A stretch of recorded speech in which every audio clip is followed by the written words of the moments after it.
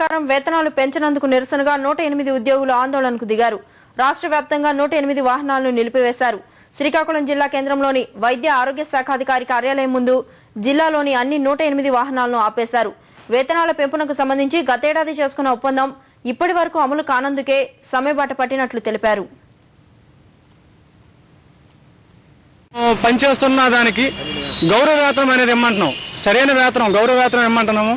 పని దినాలు అనేది 12 గంటలు రోజుకి మాకు వెట్టి చాకరీ చేపిస్తున్నారు. అది 8 గంటలకు తగ్గించమని చెప్పాము. సో వాళ్ళు 8 గంటలు చేయడం కుదరదు అని అంటున్నారు.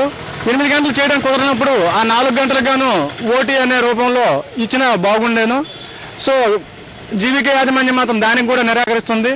జీవికే యాజమాన్యాన్ని అడిగితే మాకు సంబంధం లేదు, గవర్నమెంట్తో మీరు మాట్లాడకుండా అంటుంది. గవర్నమెంట్ వాళ్ళ దగ్గరికి వెళ్తే మాకు మీకు ఎటువంటి సంబంధం లేదు, మీరు ప్రైవేట్ ఆర్గనైజేషన్లో పనిచేస్తున్నారు, మీరు వాళ్ళని డిమాండ్ చేసుకోండి, మీకు మాకు ఎటువంటి సంబంధం లేదు అంటున్నారు. వీళ్ళని అడిగితే వాళ్ళ మీద పెడుతున్నారు, వాళ్ళని అడిగితే వీళ్ళ మీద పెడుతున్నారు.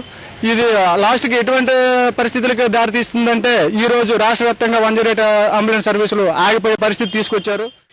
పెరుగుతున్నటువంటి పరిస్థితులకు అనుగుణంగా శాలరీని పెంచాలని చెప్పి, మూడోదేమో మేము అసలు ఏ కేటగిరీకి చెందున్నాము అనేటువంటి విషయాన్ని మాకు తెలియపరచాలని చెప్పి మేము శాంతియుతంగా ధర్నా చేయడం జరుగుతూ ఉంది.